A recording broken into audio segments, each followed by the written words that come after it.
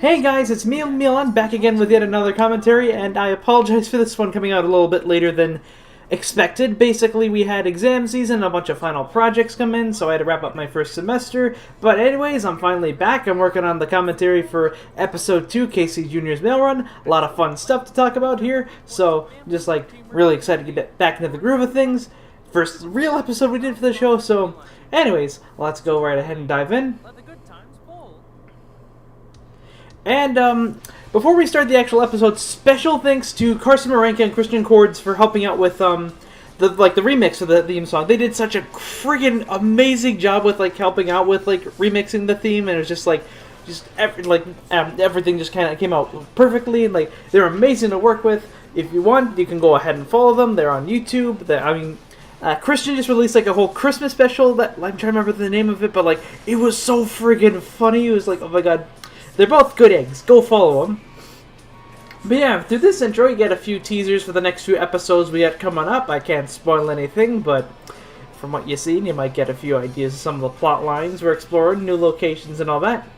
And this little bit of animation here for the intro, this was really fun to work on, because I basically took the logo, put it in SketchUp, kind of traced it over for that one shape, and then kind of took some elements and copied them in. And I really wanted to imitate the original Mighty Machines logo from the original, TV episodes, so it was really fun working on it a little bit. But anyways, Casey Jr.'s Mail Run, this one was kind of interesting, because it was one of the few, it's one of those things where, the original plan for the first episode kind of, got separated into different things, and this was the biggest remnant from it.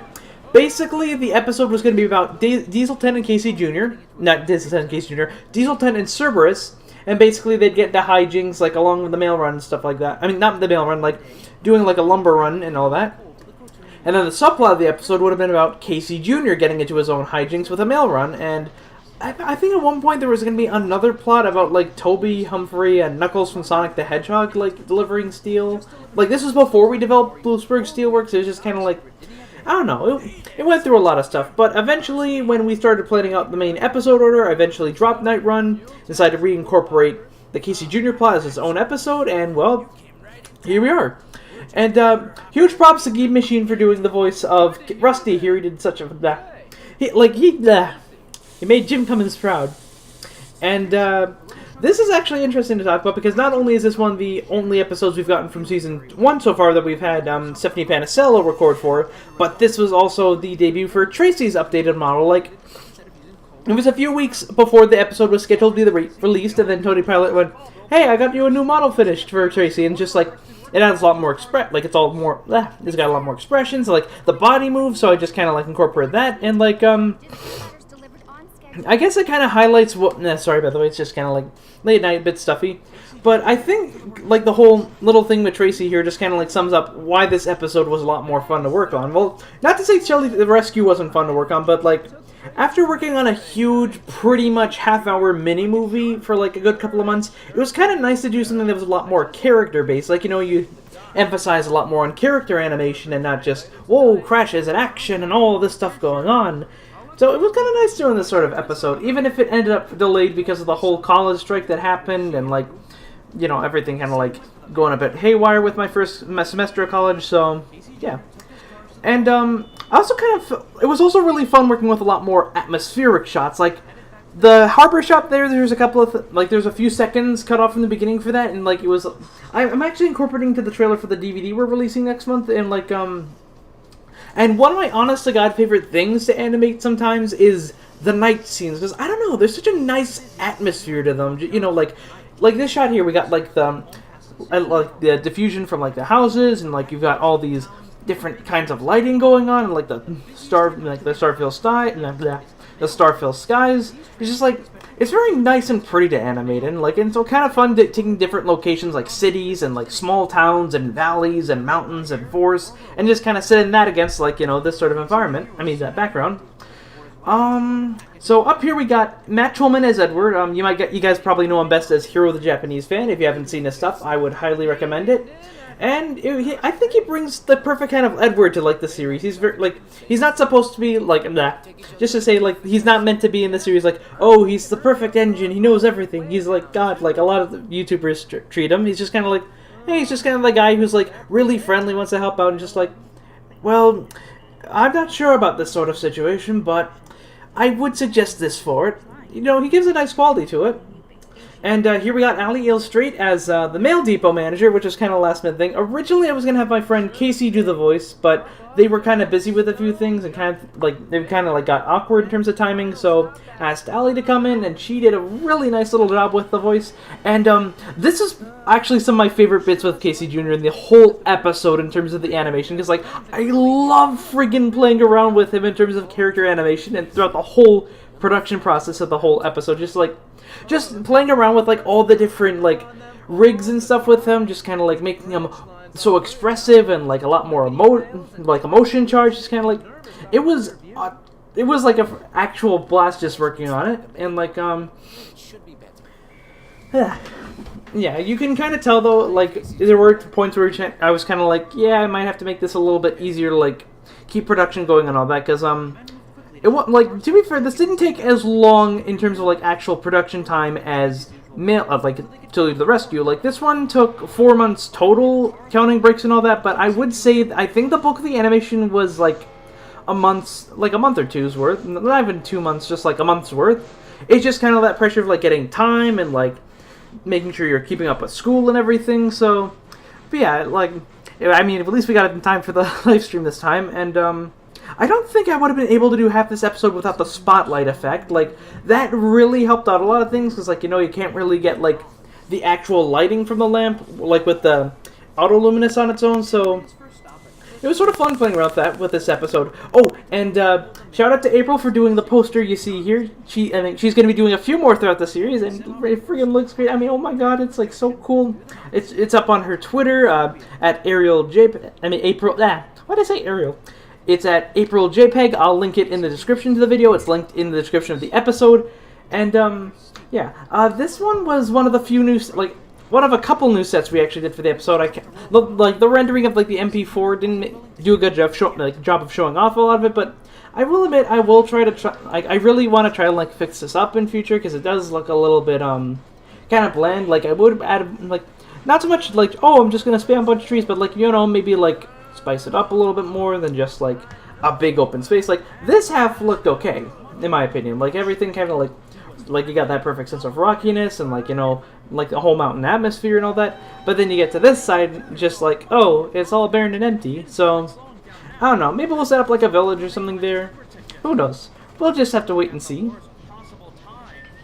Also, it was really fun to work with Pete in the episode too, because like we updated him a little bit, like he has actual eyelids now, and like he's a little bit more expressive.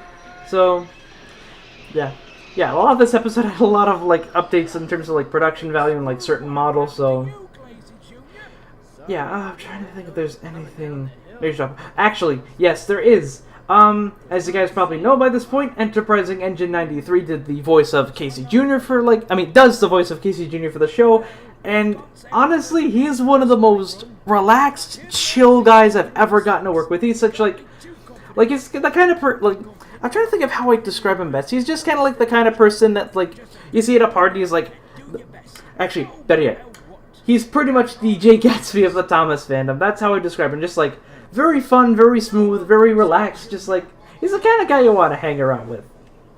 Trying to think of there's anything notable to talk about, because like I don't know if there's a whole lot to talk about in this particular bit, because like it was kind of a nice simple episode again to come off with To Lead the Rescue, and a lot of the bigger episodes we're doing coming up. Like just to give you an idea, one of the episodes we're doing, which is like episode 5 actually, that's gonna introduce all the Theodore tugboat tugs. So that's gonna take a little bit because we got a lot of tugboats to render and like model and all that. So yeah, that's just why episodes take a long time, because animation takes a long time and modeling takes a long time, and I can't always do it myself. Although Cameron's just finished Theodore, so oh my god, this is one of my absolute favorite shots in the episode in terms of like how everything came out, like the effects, the lighting, the composition, and like throwing in with the music, like the whole Chipmunk Adventure theme was just like, it makes this whole this whole sequence was just kind of like really nice to work with, like different locations, different lighting, throwing in a few little touches. Like we got the logging camp here, and then we had like the quarry earlier, and then you got like the little town here. It's just kind of like Oh, and a little teaser for what one of our direct-to-video things this year is going to be. Oh, and Spider and Dodge, that was also kind of a last-minute addition that we kind of got really quick. Like Soren got like a whole, like Tony Pilot got like a whole bunch of Magic Railroad updates, like an updated Diesel 10 and like Spider and Dodge, so we kind of updated that, so my brother ended up walking in, so I had to re-record this bit. But yeah, also, that's Joel the Swedish Dragon from the original inspiration for Crotoonia, like Casey Jr. and Friends. Like, he actually did the voice of Johnny, so it's kind of like a nice little nod, and nice to have him on the show. And, yeah, I guess to describe the episode perfectly, it was kind of like a nice, simple story to work with, and like a lot of really good opportunities to like experiment with like camera angles and lighting and like all sorts of different things. And I don't know, it was really nice to work. It was really fun to work on, and like, yeah, I guess that's all I can really say about that in terms of that stuff. And I will say I think the only major I will mention the only major change that happened with the episode here. Originally, it was going to be Sir Alan Featherington coming in and actually meeting with his driver and fireman, who were going to be the kids from like the original Casey Jr. and Friends series. But then I was like, maybe we want to drop the kids at being drivers thing, just kind of like raise a lot of questions about ethics. And then like I can't remember, like we had a few different ideas. I can't remember which one they were at the top of my head, and then I just kind of kept it simple because like I had to make sure it was out on time, and I just went, I'll do the voice of Big Tim because he's pretty easy to do and a pretty fun character. And so yeah, that's basically the episode, and this is the 1993 Pink Panther theme you're hearing right here for the credits. And yeah, this was a lot of fun to work on. Not too much I can talk about this next episode. I mean, with oh god, I can't speak for this commentary, but not too much to talk about for this episode. But the next few episodes you guys are getting, well, you're gonna want to stay tuned. I mean, you're just gonna want to stay tuned. That's all I'm gonna say. Anyways, I've rambled long enough. Thank you guys for watching, and stay tuned. More stuff coming soon. The Railways of Crotoonia has been brought to you in part by